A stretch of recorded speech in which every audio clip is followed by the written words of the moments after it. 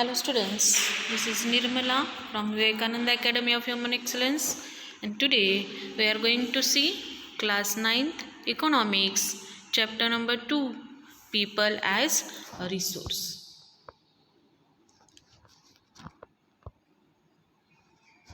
As you are seeing here, two people who are engineers, they are working.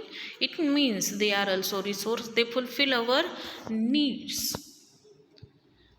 As we have seen previously that what is resource, different minerals and water, air, these we call as a resource. Then why human being is also called as a resource? In the introduction we will see the population of a nation can be its asset rather than liability. It means it is not a nation's responsibility to fulfill the needs of the population, but population itself is asset.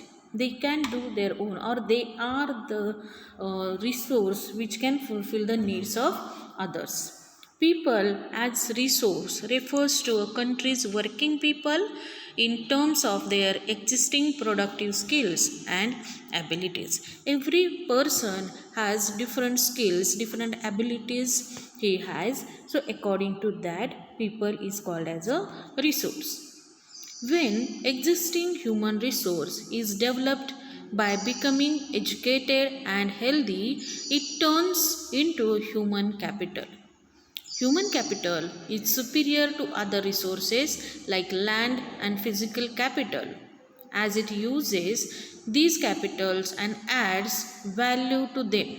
Without human being, no any other resource has any value. For example, maybe it is land or any minerals or physical capital. No any other resource has value without human being, and that's why human capital is the superior among all the resources. Investment in human capital via education and medical care can give high returns in the future. Country like Japan have invested a lot in human resources. If we see, Japan is a very small country, but they are very developed, or Japan is called as developed country. Why? Because they have invested more in education and medical care or health of the people. They do not have rich natural resources, but still they are called developed nation. Human beings perform many activities which can be grouped into economic and non-economic. So Japan's example we have seen that they have invested more in education and medical care, whether they don't have more natural resources. Like in India, many of the natural resources are available, air, water or farming land, fertile land is available, many types of minerals are available in our country. But then also we are still developing. But Japan is a developed country because they have concentrated on education and the health of the people. Then in these human activities, human beings perform different activities. From that, two are important: economic activities and non-economic activities. So what are these economic activities? Economic activities refer to those activities of man which are undertaken for a monetary gain or to satisfy his or her wants. It means that which work we do for the earning money or to fulfill our needs, to satisfy our needs, that type of activities are called as economic activities. The activities of workers, farmers, shopkeepers, manufacturers, doctors, lawyers, taxi drivers, etc. fall under this category. Workers work for their daily wages so they can fulfill their daily needs. Farmers work for the production, crop production. Shopkeepers work to earn some money at the end of the day. Manufacturers manufacture many of the material to sell in the market. Doctors work in the hospitals to earn money. Lawyers same. Taxi drivers also carry passengers from one place to another for earning money and to satisfy their wants. Then which are these economic activities? Profession, whatever your occupation or profession is there. Employment, if you are working anywhere as a worker or a job is there, you are serving someone. And business, if you have your own business, if small or big business is there, that is come under economic activities. In that, market activities and non-market activities are here. Economic activities are also called as market activities because there is sale and purchase work is done. Someone sells, another purchases the things. Non-market activities are production for self-consumption. For the self only which production is done, that is called as non-market activities. Then what are non-economic activities? Those are ones that are not undertaken for any monetary gain. It means there is no any expectation of any returns or in the form of money, that requirements are not there or expectations are not there. These are also called unpaid activities. Non-economic activities are also called unpaid activities. For example, puja path, praising in the temples, housekeeping, helping the poor or disabled, etc. To helping others, or we called this as a social work also. That type of work has no expectations of returns in money. Those are called as non-economic activities. The next part, that is classification of economic activities. There are various types of economic activities which can be classified.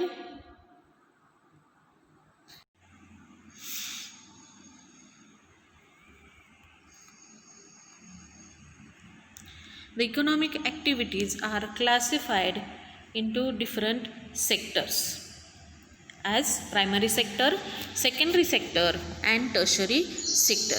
You have to keep in mind this is important for further classes also, and day to day this work is separated or classified in these three categories. Primary sector, in that agriculture, animal husbandry, fishing, forestry, poultry, mining, farming, these types of activities are included. In secondary sector, quarrying or manufacturing or processing is included, and in tertiary sector, trade, transport, banking, education, tourism, health, insurance or communication, these things are included here in the tertiary sector.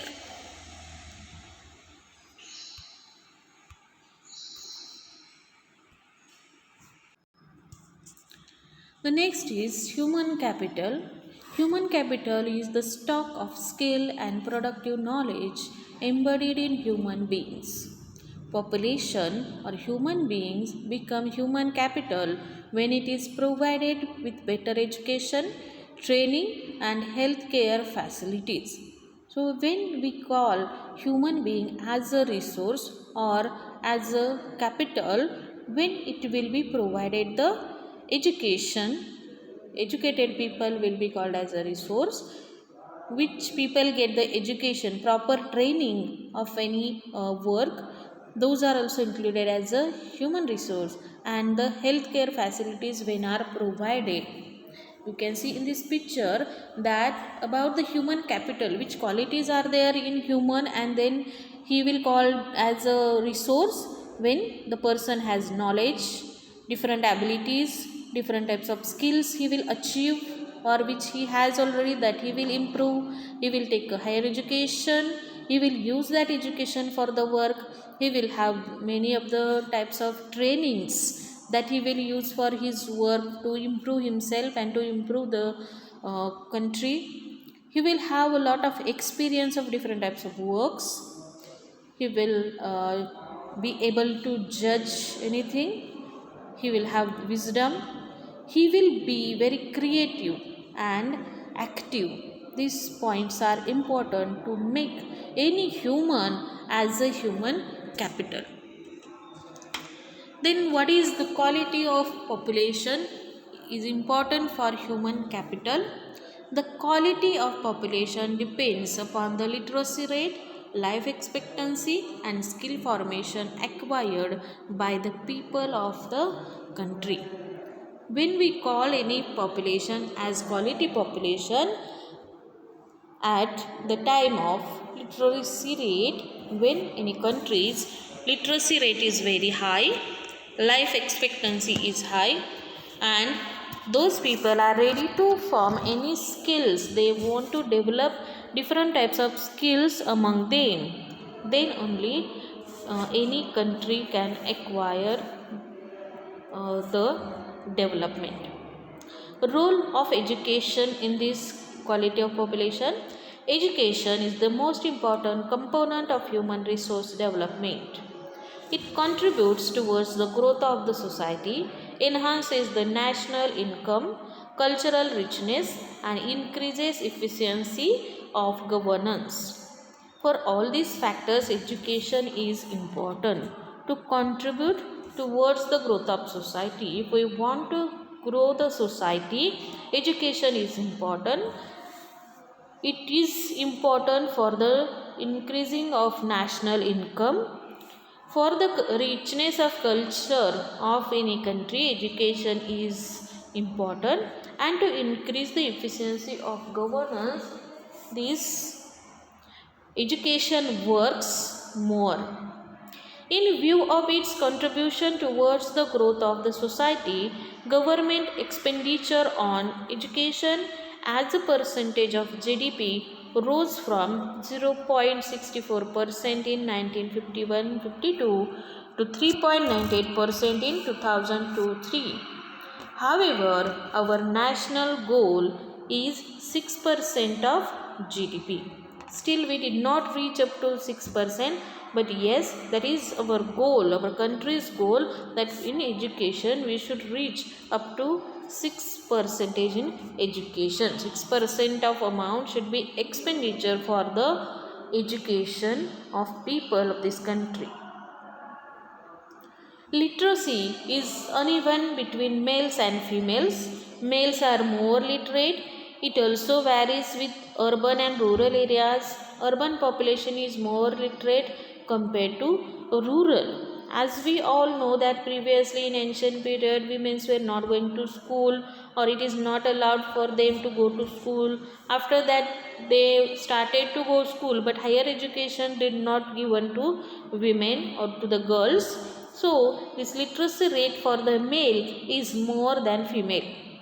Literacy rates have increased 18% to 74% in 2010 to 11. There were 7.68 lakh schools by 2004 and 5, but education is diluted by the poor quality of schooling and high dropout rates.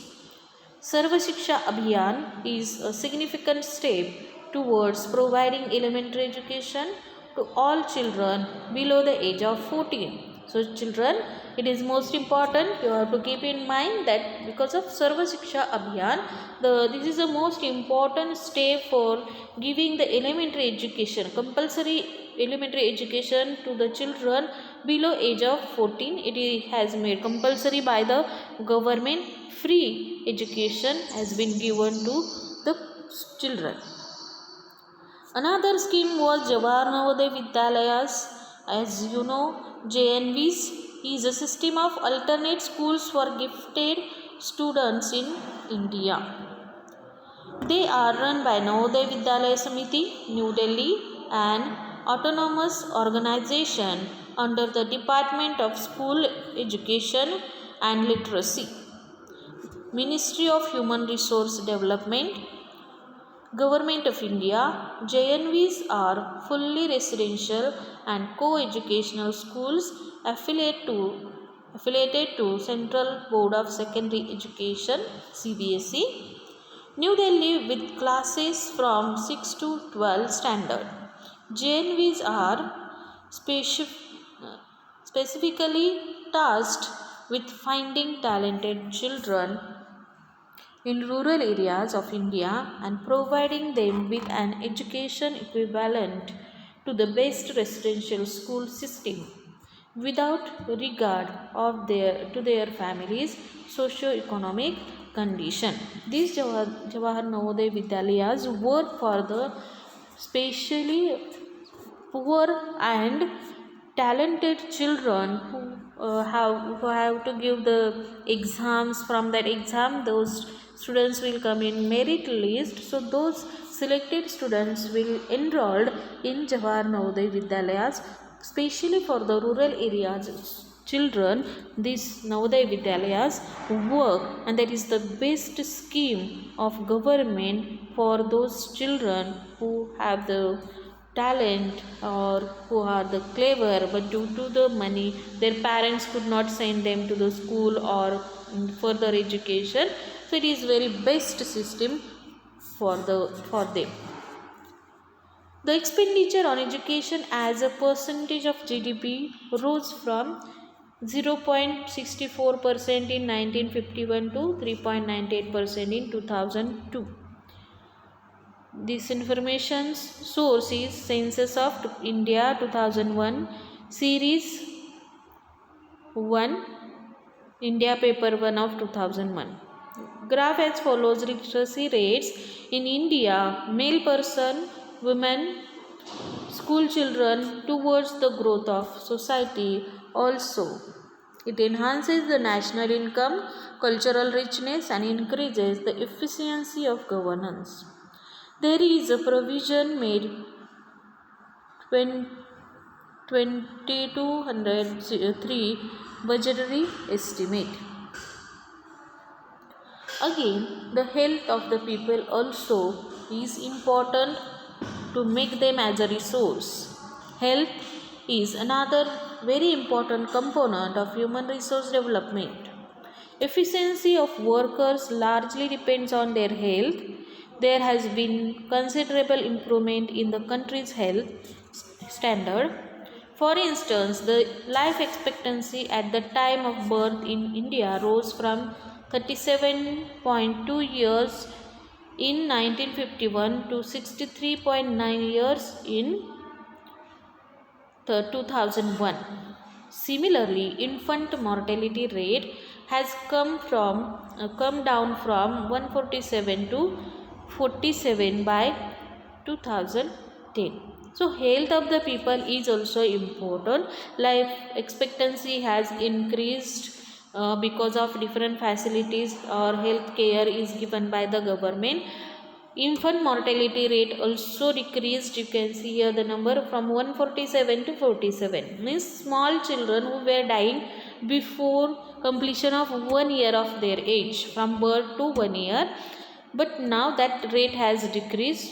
Only 47 rarely is infant mortality rate is there. You can see the literacy rate here. The literacy rate have increased from 18% in 1951 to 65% in 2001. Literacy is not only a right, it is also needed if the citizens are to perform their duties and enjoy their right properly. So you can see here the difference from 1951 to 2004, how the rate is there. With the three colors it is shown. Orange color has shown persons in total. With white color male, where the male are there, and with green color female literacy rate has shown in this graph. Infant mortality rate is the death of the child under 1 year of age. India has built up a vast health infrastructure, but still much more is needed to be done.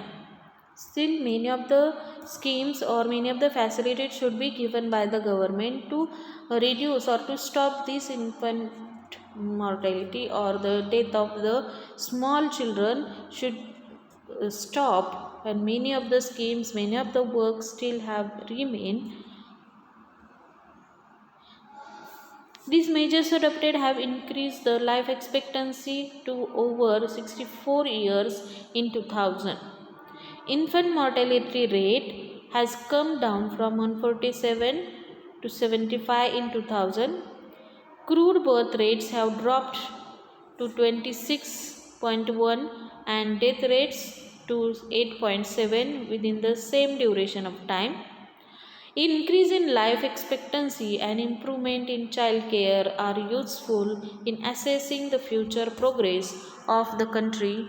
Increase in longevity of life is an indicator of good quality of life marked by self-confidence. When in any region, any country, when life expectancy is more, people live for long time, or 70 years, 80 years, 90 years, the age of people are alive, it means that the health of that country is proper, or health care is given properly to those people. Reduction in infant mortality involves the protection of children from infection, ensuring nutrition along with mother and child care. We all know that from pregnant women to after the birth of, or before the birth and after the birth, suddenly many of the vaccinations, injections or medicines are available, and which are given regularly, properly to those women and small children also, to prevent them from, or to protect them from infections or many of the diseases occur. So for that purpose, child care and mother care also be taken. Then what is unemployment? We will see. Unemployment is said to exist when people who are willing to work as the prevailing wage rates cannot find jobs. So the people who willing to work, they want to work but they don't get any job, that condition is called as unemployment. When we talk of unemployed people, we refer to those in the age group of 15 to 59 years. Children below 15 years of age and the old people above 60 are not considered while counting the number of unemployed. Those are dependent people below 15 and above 60. Those people are dependent people, and 15 to 59 age group people are working people or independent people, we can say.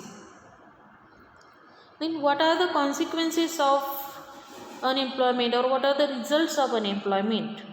Unemployment leads to wastage of manpower resource, because the people, which young people are there, they have the skill, they can use their techniques or they can use their skills for the development of the country, but because they are unemployed, they can't work in any firm, so their manpower or their skill goes waste. That is one major consequence of unemployment. Unemployment tends to increase the economic overload, that is dependence of the unemployed on the working population. Due to unemployment, which working people are there, they are remain unemployed, and which people are employed, the burden, the load comes on the employed people or the working people, working population. Unemployment may lead to increase in social unrest and tension. Yes, obviously, if any person is unemployed, he does not have any earnings, the tension or unrest is obvious. It will come to him, or his family also will be under tension. In this way, we have seen people as a resource, different types. We have seen that then unemployment, we have seen literacy rate, health, education, how it matters to make any person as a resource or people as a resource. You have to read the lesson carefully, watch this video also, make the notes, read the lesson thoroughly, each and every point in details, and be careful for all the notes also. Read it carefully. Thank you.